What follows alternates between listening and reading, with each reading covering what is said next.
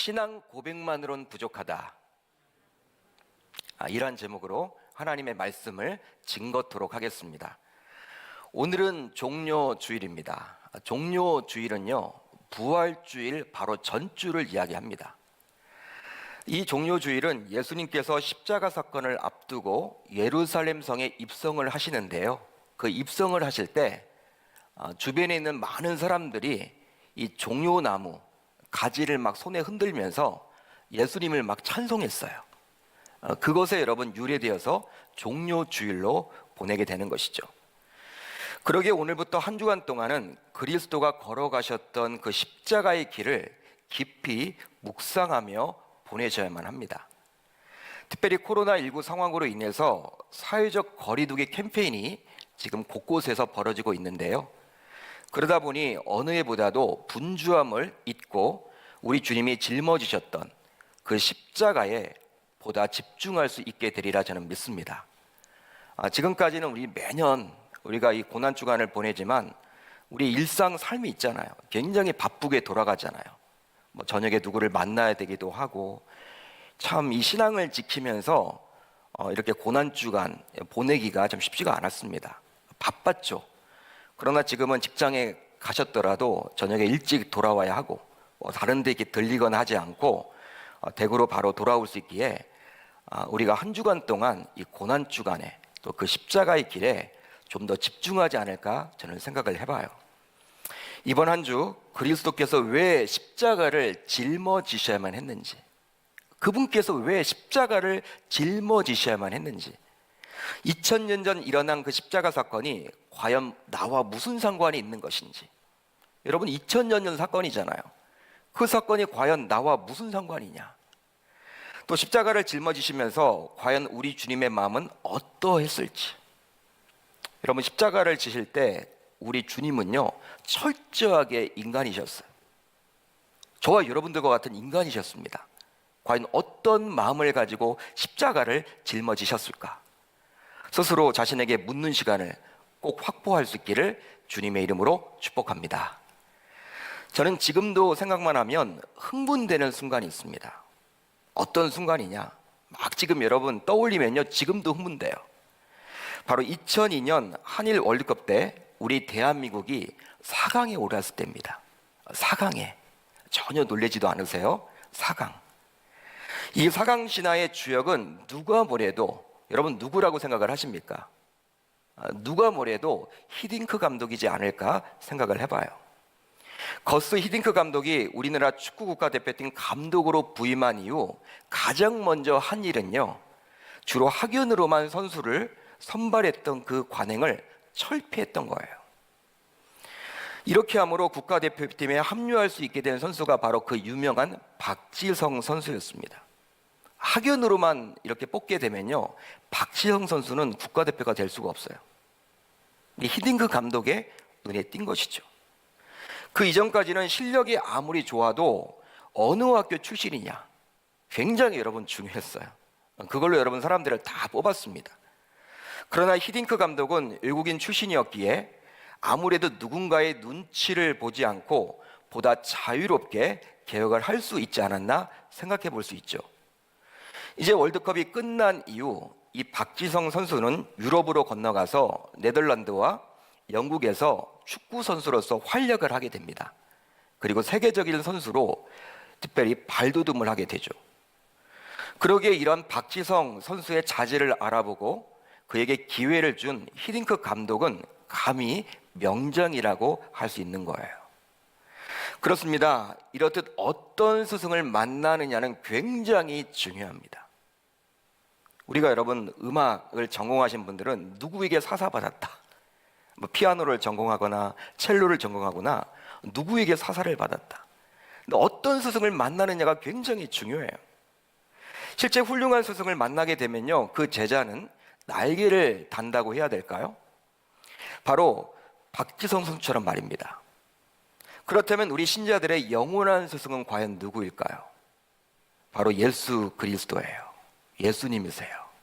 실제로 예수님께서는 저와 여러분들로 하여금 무리가 아닌 제자로 살아가기를 기대하시기에 우리들은 이 예수를 스승으로 삼아야만 하죠. 따라서 예수의 진정한 제자가 된다면 이것만큼 행복할 수가 있을까요? 한번 여러분 생각을 해보세요. 내가 정말 예수의 제자가 된다면 이것만큼 기쁜 일이 있을까요? 분명히 이것은 박지성 선수가 히딩크 감독을 만나서 날개를 단 것 그 이상일 겁니다. 그렇다면 오늘은 십자가의 길을 묵묵하게 걸어가신 그 예수 그리스도의 진정한 제자가 되려면 우리가 과연 어떻게 해야 되는지 그 부분에 대해서 한번 살펴보겠습니다. 여러분, 오늘 본문 우리가 가지고 있는 성경을 한번 보시면 좋겠는데요, 27절을 보게 되면 한 장소가 기록이 되어 있어요. 그 장소는 어떤 도시였습니까? 바로 빌립보 가이사랴라는 도시였어요. 빌립보 가이사랴. 이 도시는 성경에 딱 2번 나옵니다. 딱 2번 나오는데 바로 오늘 본문과 병행 구절인 마태복음 16장에 나와요. 그러기에 예수님께서 의도를 가지고 이 도시를 방문한 것으로 볼 수가 있습니다. 여러분, 예수님은 주로 유대 땅, 그것도 대부분 갈릴리 지방에서 시간을 보냈죠. 자신의 고향에서, 그쪽에서 말씀을 사역했죠. 각종 기적과 이적을 베푸셨죠.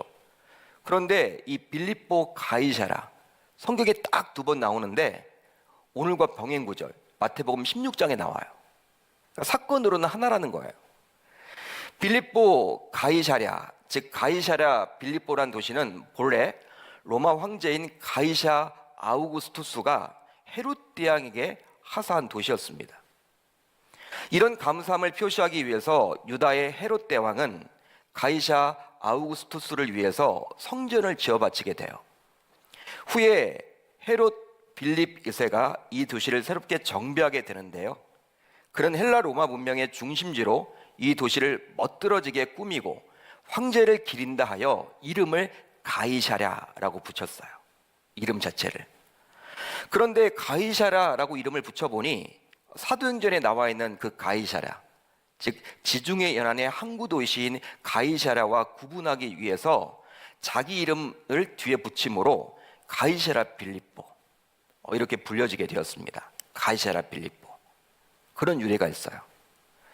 그곳은 갈릴리 호수에서 북쪽으로 상당히 떨어져 있는 도시였습니다. 2814m나 되는 헐몬산 아래에 있었던 도시가 바로 그 도시였어요. 그러다 보니 그곳은 예루살렘에서 볼 때는, 예루살렘은 유다의 남부 쪽이잖아요. 이 예루살렘에서 볼 때는요, 굉장히 북쪽으로 떨어져 있는 먼 변방에 해당된 도시가 바로 그곳이었어요. 즉 유대인들의 시각으로 보면 변두리의 변두리였습니다. 그러기에 아마도 유대인들은 드물고 주로 이방인들이 살지 않았나 추측해 볼 수가 있겠죠. 한마디로 예수님께서 주로 활동하셨던 갈릴리 호수와 그 근처에 벳세다 광야를 떠나 그렇게 멀리 가신 이유는 제자들과 무언가 심각한 대화를 하기 위해서 그렇게 가지 않았나 생각해 볼 수 있는 것이죠. 뭐라 할까요? 여러분, 예수님이 공생의 사역을 하셨는데 항상 여러 무리들 속에서 이렇게 피곤하게 사역을 하신 경우도 굉장히 많았잖아요. 여러분, 여러 무리들 만나서 사역하는 것 기쁨도 되겠지만 육신을 가지고 있는 예수님의 입장에서 보게 되면 피곤함도 느낄 것이고 항상 그 사역을 할 때 여러 무리에 치여서 사역하는 경우가 굉장히 많았죠. 그러나 여러분, 이제 아주 중요하고 심각한 대화를 제자들과 나누기 위해서 의도를 가지고 그리 멀리 떨어진 곳을 택하여 가지 않았나 생각해 볼 수 있는 것이죠. 한마디로 요즘에 교육자 소리내 같은 거예요.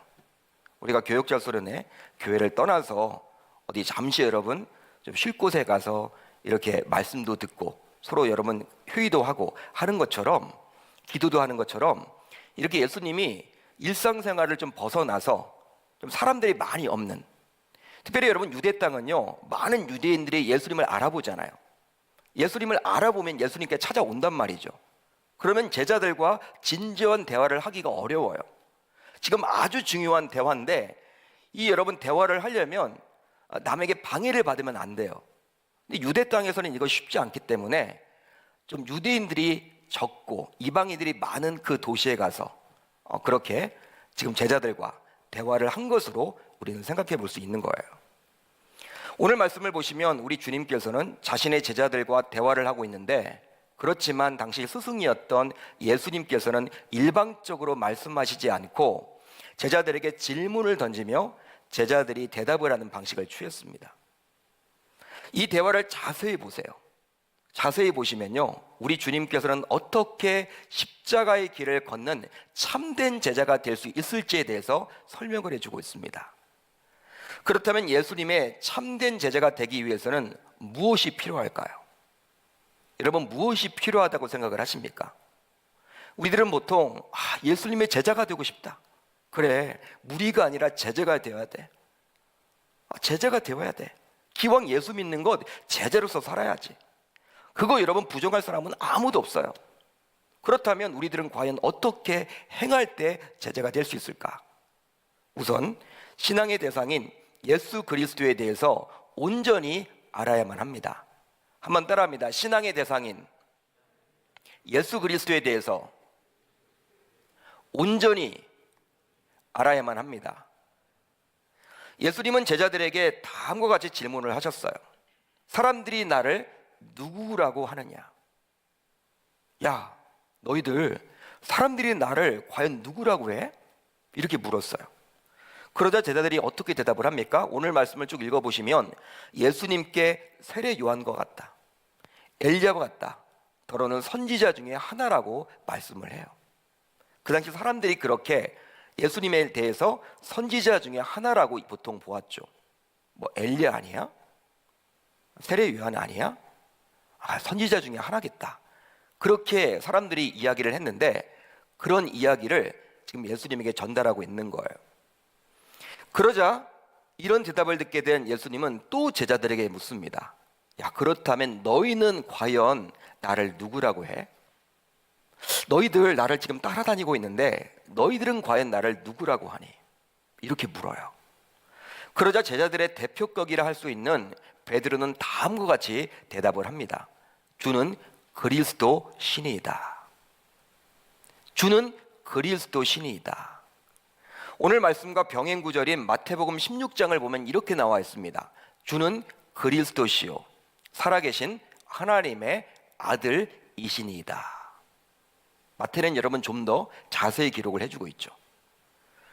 여러분, 어떤 의미로 보면 굉장히 짧은 대답, 심플한 대답이에요. 우리 주님은 그리스도십니다. 우리 주님은 하나님의 아들이십니다. 여러분, 제자들이 지금 그렇게 이야기를 합니다. 제자들의 대표격인 베드로가 그렇게 심플하게 아주 단편적으로 단순하게 대답을 했어요.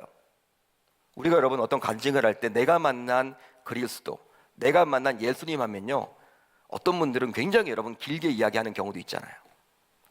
예수님이 어떠한 분이다. 지금 베드로가 너무 여러분 간단하게 이야기를 했습니다. 주는 그리스도시고 하나님의 아들입니다. 그렇지만 이러한 베드로의 대답을 듣고 예수님께서는 너무나도 마음에 든 나머지 다음과 같이 말씀을 하십니다. 오늘 마가복음에는 본문에는 잘 나와 있지 않지만 병행 구절인 마태복음 16장을 보면 이렇게 기록이 되어 있어. 예수님이 이렇게 여러분 이야기를 합니다. 베드로의 대답을 듣고 예수께서 대답하여 이르시되 바요나 시몬아 내가 복이 있도다. 이를 내게 알게 한 이는 혈육이 아니요 하늘에 계신 내 아버지 신이라. 또 내가 내게 이르노니 너는 베드로라. 내가 이 반석 위에 내 교회를 세우리니 음부의 권세가 이기지 못하리라. 내가 천국 열쇠를 내게 주리니 내가 땅에서 무엇이든지 매면 하늘에서도 매일 것이요 내가 땅에서 무엇이든지 풀면 하늘에서도 풀리리라 하시고. 여러분, 얼마나 놀라운 칭찬입니까? 한번 잘 보세요. 우리 지금 주님께서 베드로에게 이런 말을 했어요. 바요나 시몬아 내가 복이 있다. 이것보다 더 칭찬을 받을 수는 없을 거예요. 자신의 핏값으로 세우신 교회의 주역으로 누구를 세우겠다라는 것입니까? 베드로. 여러분, 베드로를 세우겠다라는 거예요. 우리 예수님께서 핏값으로 세우신 그 교회의 주역으로 베드로를 세우겠다. 여러분, 이것보다 더 큰 칭찬이 있을까요? 여러분, 우리 주님이 굉장히 흡족해 하신 거예요. 주는 그리스도시요 살아계신 하나님의 아들입니다. 이런 고백에 대해서. 그렇다면 왜 우리 주님께서는 이런 베드로의 대답을 듣고 이리 베드로를 칭찬하셨을까요? 바로 베드로의 대답 안에는 구원을 얻을 수 있는 그 방법이 나와 있기 때문입니다. 베드로의 대답 안에는 구원을 얻을 수 있는 그 방법이 기록되어 있어요. 예로부터 사람들은 어떻게 하면 내가 구원을 받을 수 있을까? 야, 내가 어떻게 하면 구원을 받지? 이것에 대해서 여러분 고민을 합니다. 해왔습니다. 그러기에 선행을 쌓아보기도 하고 종교적인 수양도 다 해보았어요. 지금도 여전히 우리들 주변에는 구원받기 위해서 선행을 쌓고 여러 종교적인 수행을 하시는 분들도 굉장히 많아요. 지금도 그렇습니다. 그렇지만 그런 선행과 종교적인 수행을 아무리 한다고 해도 우리 안에 있는 죄성을 없앨 수가 없기 때문에 일시적인 유황과 평안은 있지만 구원을 얻을 수는 없는 거예요. 여러분, 우리가 선행을 하고 또 종교적인 수양을 쌓으면요, 일시적인 위안과 평안은 있습니다. 그렇지만 그때뿐이에요. 왜? 이 죄의 문제를 해결하지 못해요. 그런 걸 가지고서는. 그렇기 때문에 구원과는 거리가 먼 거예요. 즉 우리는 우리의 힘만으로는 우리의 죄를 없게 할 수 없고 우리를 구원할 수 없는 거예요. 그렇다면 사람이 어떻게 구원을 얻을 수 있습니까? 여러분, 사람이 어떻게 하면 구원을 얻을 수 있어요? 바로 다음의 구절을 통해서 알 수 있죠. 로마서 3장 28절. 그러므로 사람이 의롭다 하심을 얻는 것은 율법의 행위에 있지 않고 믿음으로 되는 줄 우리가 인정하노라. 할렐루야. 아주 중요한 말씀이죠. 즉 바울은 지금 어떻게 이야기를 합니까? 하나님께서 의롭다고 칭하시는 것은 우리가 열심히 율법을 행한다고 되는 것이 아니라 바로 믿음을 통해서 가능하다라는 거예요. 오직 믿음이라는 거예요. 아무리 우리가 율법을 지키려고 몸부림을 쳐도 되지 아니하고 오직 믿음이라는 거예요. 그걸 통해서 우리는 구원을 얻을 수 있다라는 거예요. 그렇다면 무엇을 믿어야 할까요? 여러분, 뭘 믿어야 합니까? 우리가 믿음 강조를 하는데 뭘 믿어야 합니까? 바로 주 예수를 믿어야만 하죠. 주 예수를 믿어야만 해요. 다음으로 신앙의 대상인 예수 그리스도를 위해서 자기를 부인해야만 합니다. 한번 따라합니다. 신앙의 대상인 예수 그리스도를 위해서 자기를 부인해야만 합니다. 예수님께서는 베드로를 비롯하여 주의 제자들을 책망하고 난 다음에 또 다음과 같이 말씀을 하세요. 오늘 본문 34절. 무리와 제자들을 불러 이르시되 누구든지 나를 따라오려거든 자기를 부인하고 자기 십자가를 지고 나를 따를 것이니라. 누구든지 나를 따라오려거든 자기를 부인하라. 이 말이 여러분 어떤 말입니까? 이것은 주의 진정한 제자가 되려면 어느 누구도 예외가 없이 자기를 부인해야 한다라는 거예요. 예외가 없다라는 거예요. 목회자가 되었다고 해서, 중직자가 되었다고 해서, 교회를 오랫동안 섬겼다고 해서 예외가 될 수 없다. 그분의 참 제자가 되려면 자기를 부인해야 한다. 목사라고 하지만. 그렇다면 자기를 부인한다는 것은 어떤 의미일까요? 여러분, 자기 부인. 굉장히 여러분들 우리가 기독교에서 중요하게 여기는 그런 주제잖아요. 자기를 부인해야 된다. 자기 부인. 이건 뭡니까 여러분? 어떤 사람들은 자기를 부인하기 위해서 자기의 감정도 철저하게 절제하며 쾌락 자체를 멀리해야 한다고 여기며 금욕적으로 자기를 이렇게 낮춰서 여러분 쾌락 자체를 멀리하는 분들도 있습니다. 그래서 이제 식사 자체를 하지도 않고 자기의 몸을 학대하기까지 하는 경우도 있어요. 여러분, 어떤 사람들은요 자기를 부인하기 위해서 식사를 3끼 안 먹어요. 한 끼만 먹고 여러분 버티려고 그래요. 몸을 다 망가뜨리죠. 그것이 여러분 자기 부인이라고 여겨요. 그리고 즐거움 자체를 멀리하기도 합니다. 예를 들어 취미생활이나 운동 등도 하지 않아요. 그러면서 그것이 자기 부인이라고 여기죠. 그렇지만 오늘 본문에 나오는 자기 부인은 그런 뜻이 결코 아니에요. 결코 아닙니다. 그렇다면 어떤 뜻일까요? 바로 지극히 이기적인, 즉 자기 중심적인 삶에서 벗어나는 것을 말하는 거예요. 지극히 이기적인, 즉 자기 중심적인 삶에서 벗어나는 것이 바로 자기 부인이에요. 이것이 바로 오늘 본문이 말하는 자기 부인이에요. 한마디로 주님께서는 신앙생활을 하는 데 있어서 가장 큰 방해거리는 나 자신이라고 이야기를 합니다. 나 때문에 신앙생활을 잘 못하는 거예요. 뭐라 할까요? 나 자신으로 인해서 주님을 온전히 따르지 못함으로 주의 제자로서 살아갈 수 없다라고 지금 우리 주님은 말하고 있는 거예요. 그런데 아담의 범죄함 이후로 이런 자기중심적인 마음을 누구나 가지고 있음을 우리들은 인정해야만 합니다. 여러분, 아담이 범죄한 이후로요, 자기중심적이 되어버렸어요. 그 전에는 나눌 줄 알았는데, 다 여러분 이타적이었는데 이제 이기적인 모습으로 변모해버립니다. 여러분, 죄를 짓고 난 다음에 여러분 하나님께서 물으시죠. 너 왜 그걸 따먹었니? 선악을 알게 하는 나무의 열매를 왜 따먹었어? 여러분, 추궁을 하자 다들 어떻게 합니까? 책임을 전가해요. 내가 했다라는 사람은 아무도 없어요. 자기중심적인 것이죠. 자기만 살아가는 거예요. 그러기에 이 자기중심적으로 살고 싶은 마음은 우리가 죽을 때까지 없어지지 않습니다. 예수를 믿어도 죽을 때까지 없어지지 않아요. 연세가 높아진다고 사라지지 않아요. 아무리 종교적인 수양을 해도 사라지지 않아요. 우리가 종종 이 세상에서 듣게 되는 것이 바로 내로남불 아닙니까? 여러분, 내로남불 들어보셨죠? 내로남불이 뭐예요? 내가 하면 로맨스, 남이 하면 불륜. 따라서 앞으로 우리들은 철저하게 자기를 부인함으로 진정한 주의 제자가 되어야 할 줄 믿습니다. 이제 말씀을 정리하고자 하는데요, 기왕 신앙생활을 하는 데 있어서 저와 여러분들 모두 주의 제자로서 살아가야 하지 않겠습니까? 여러분, 주의 제자가 되어야 되지 않겠습니까? 기왕 예수 믿는 것, 무리로서 그냥 살아가는 것보다는 제자가 되어야 되지 않을까요? 저는 여러분 제자가 되고 싶어요. 예수님의 제자가 되고 싶어요. 참 제자가 되고 싶어요.